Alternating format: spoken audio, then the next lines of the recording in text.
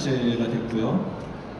그래서 근데 올해 뭐 어떻게 하다 보니까 올해 영문판이 나왔어요. 그래서 그러다 보니까 그 책이 뭐 북화상 후보로 올라서 좀 화제가 되고 언론에도 오르내리고 그래서 뭐 사람들이 다시 주목을 하고 그랬는데 뭐 19년 전에도 굉장히 핫했어요. 올해는 뭐 그렇고 19년 전에도 뭐 나름 뭐 책이 뭐 어마어마하게 팔린 건 아니지만 뭐 나름 화제가 많이 됐었고 그래서 저도 19년 전에 했던 이야기를 다시 해야 되나 뭐 약간 그래요. 근데 그때도 이 소설에 관해서 얘기하라고 하면 저도 뭐 잘 뭐라고 명확하게 뭐 예를 들면 이 소설을 어떻게 구상했냐 이 소설이 얘기하고자 하는 바는 뭐냐 뭐 이건 왜 이렇게 됐냐 사실 작가들이 제일 대답하기 어려운 게 그런 것들이거든요. 그런데도 계속 그런 질문을 받고 저 자신도 석연치 않지만 거기에 대해서 답변을 하고 계속 그러는데 지금 19년이 지나서 다시 그걸 또 반복하게 되니까 저도 여전히 난감합니다. 네. 제가 이거 또 한번 넘겨볼까요? 뭔지? 네, 이거 영문판인데 표지가 뭐 근사하죠? 네, 뭐 이런 얘기입니다. 고래를 쓰게 된 계기, 뭐 이유와 배경, 고래의 모티브, 고래의 작업 과정에 대해서 어땠냐. 지금 여기 나오는 질문들은 그 북허상 위원회에서 저한테 공식적으로 했던 질문이고요. 그것이 홈페이지에 가면 답변이 나와 있어요. 물론 영어로 되어 있는데 저는 뭐 영어를 잘 못하니까 그 소설이 번역된다는 것에 관해서 그리고 작가로서 삶에 영향이 미친 작품에 관해서 뭐 세계를 소개해달라 뭐 이런 것들인데 제가 그 영문판 그러니까 영어 그 북어 홈페이지에 가면 여기에 대한 제가 답변들이 이제 올라와 있어요. 그래서 그냥 전반적으로 얘기를 하자면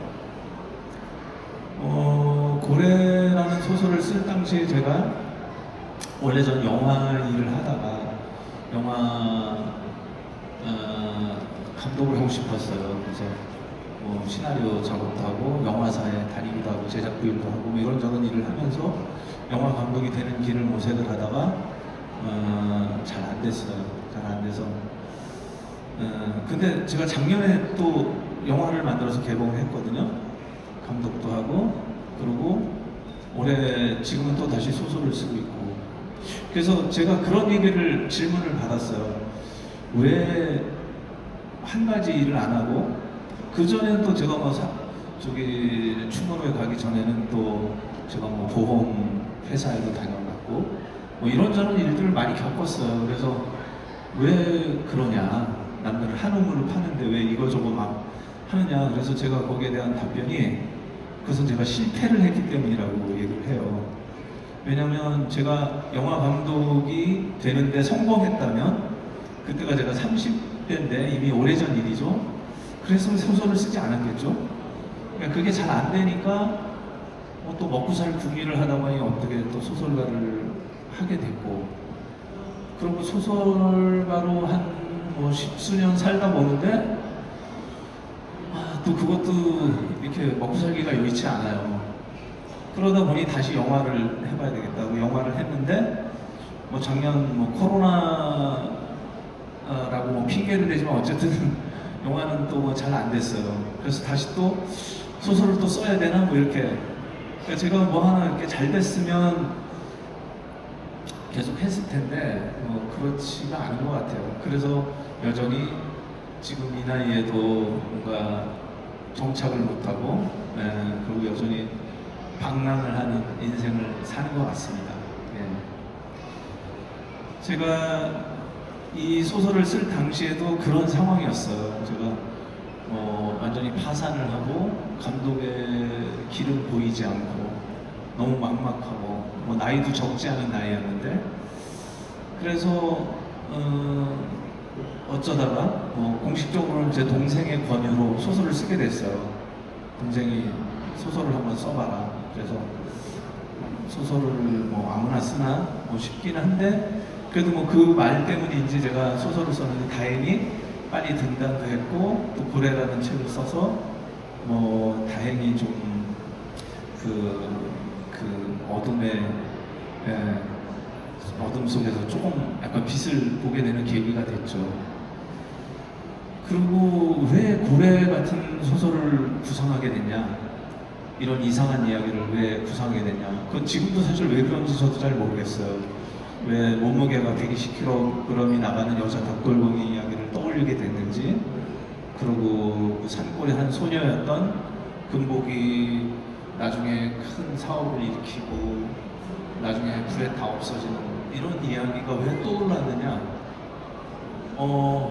그거는 저도 잘 모르겠어요. 그냥 저는 약간 그때는 이걸 미리 계획하고 구상을 하고 뭐 플롯을 짜고 이렇게 썼다기보다는 뭔가 마음이 가는 대로 썼다는 느낌이었던 것 같아요.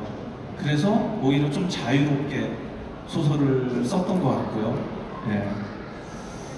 뭐 그런 게 이 소설을 쓰게 된 계기입니다. 그리고 그렇죠. 제가 여기 뭐 그때 여기 북커버에서 했던 질문들,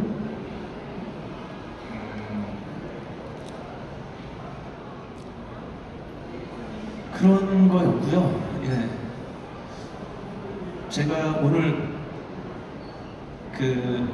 전 사실 이런 자리가 좀 익숙하진 않아요. 이런 자리가 되게 오랜만이고요. 정말 한 7, 8년 만인 것 같기도 하고요. 되게 오래되고, 그래서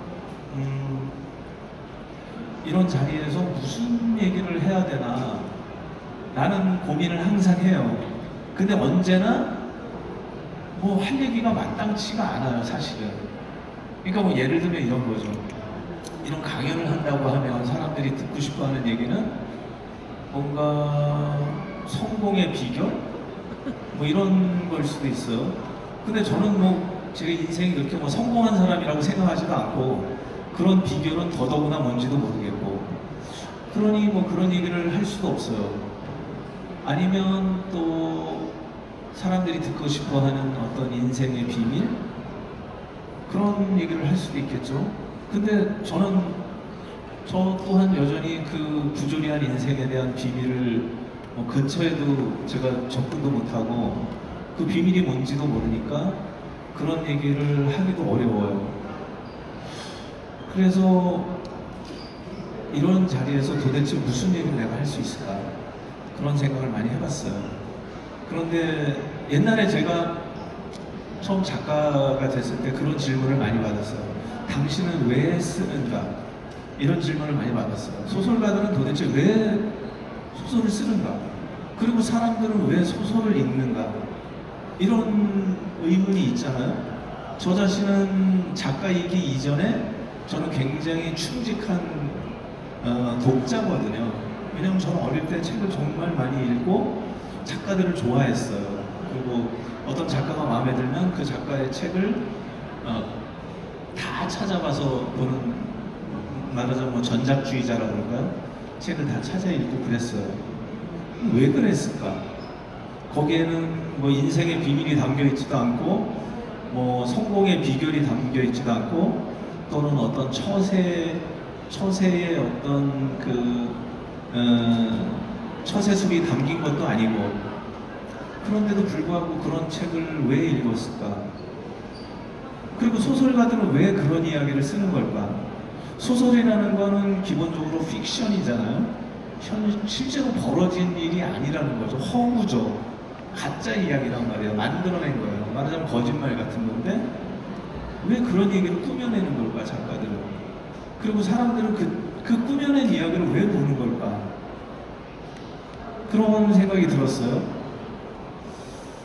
그리고 작가들은 왜 현실에서 내 앞에서 벌어진 일이 아닌 거를 생각을 할까?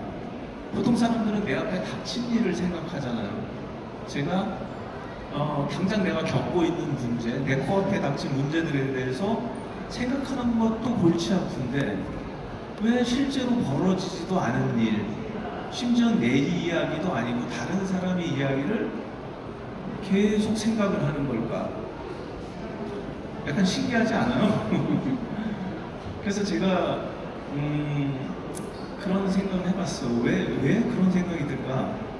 다른 사람의 경우는 모르겠는데 저 같은 경우는 제가 작가가 된 게 결국은 제가 잠을 잘 못 자서 그런 것 같아요. 제가 약간 불면증까지는 아니지만 어떤 사람들은 머리를 대면 바로 자는 사람들이 있잖아요.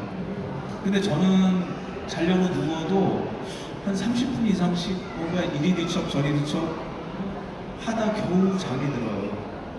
그런데 그 순간 제가 그럼 되게 괴롭잖아요. 사실 잠이 안 오면은. 그러면 그때 머릿속에서 온갖 생각을 하게 되잖아요. 사람은 온갖 생각을 하게 돼 있어요. 남들에게 차마 말할 수 없는 생각도 하잖아요. 사실은 머릿속으로 매우 부도덕한 생각도 할 수 있고 또 어쨌든 남에게 얘기하기 부끄러운 생각도 할 수 있고 머릿속에서 뭔가 생각이 떠오르는데 그 생각들은 대부분 기분 좋은 순간들이 아니에요. 그렇잖아요. 뭐 자려고 머릿속에 있는데 계속 떠오르는 생각은 아 내가 그때 겪었던 아주 기분 좋은 어떤 순간일까요? 아니죠. 뭔가 억울하고 답답하고 괴로웠던 순간, 수치스러웠던 순간, 뭔가 내가 받아들일 수 없는 현실의 어떤 부분들 이런 게 머릿속에 떠올라요. 사람은 그렇게 만들어진 것 같아요. 왜 그런지. 그래서 버트란드 러셀이 그런 얘기를 했어요. 명상을 하지 말라고. 우리가 이제 마음을 뭐 어떻게 다스리고 할 때 명상이라는 걸 하잖아요.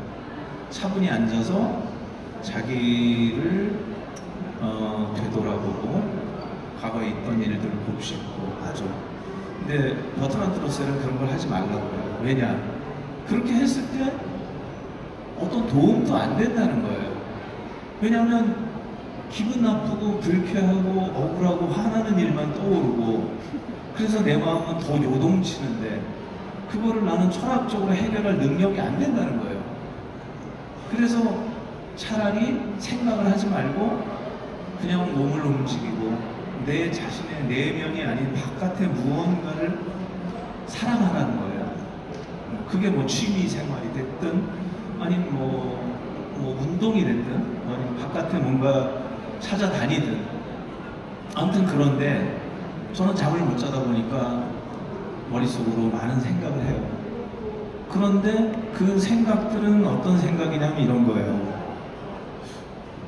우리가 어릴 때는 이 세계가 되게 완전하다고 믿어요.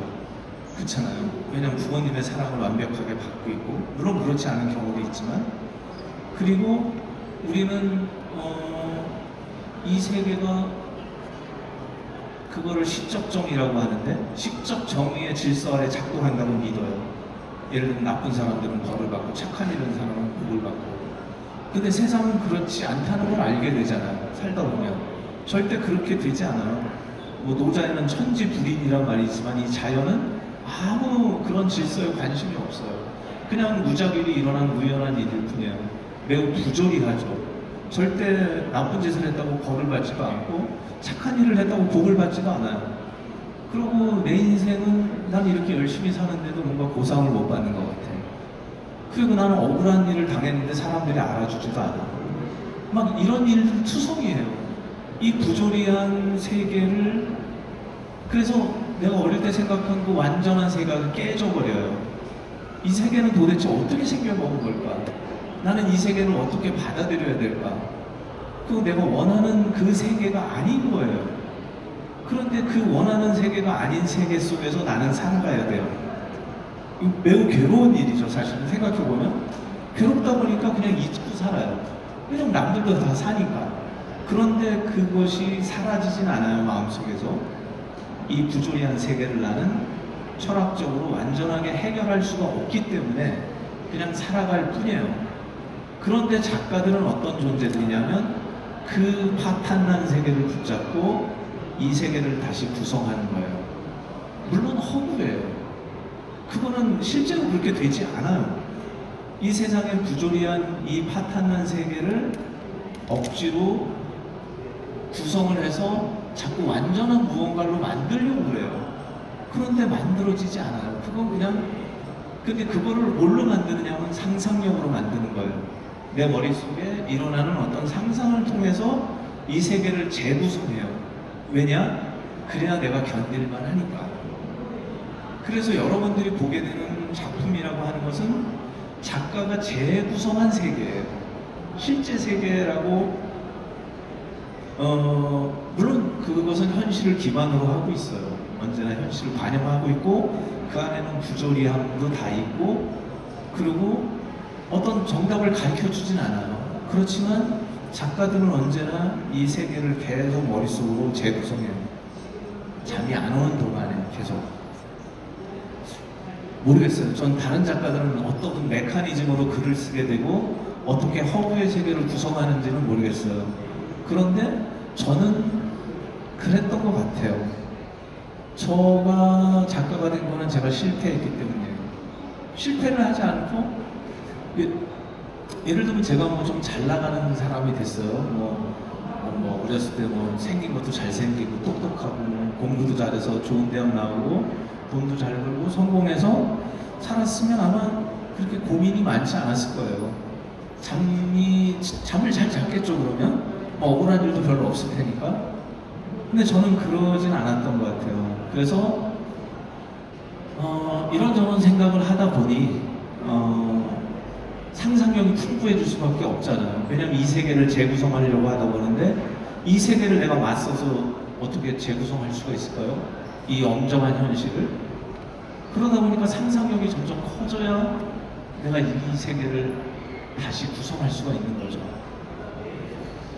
그래서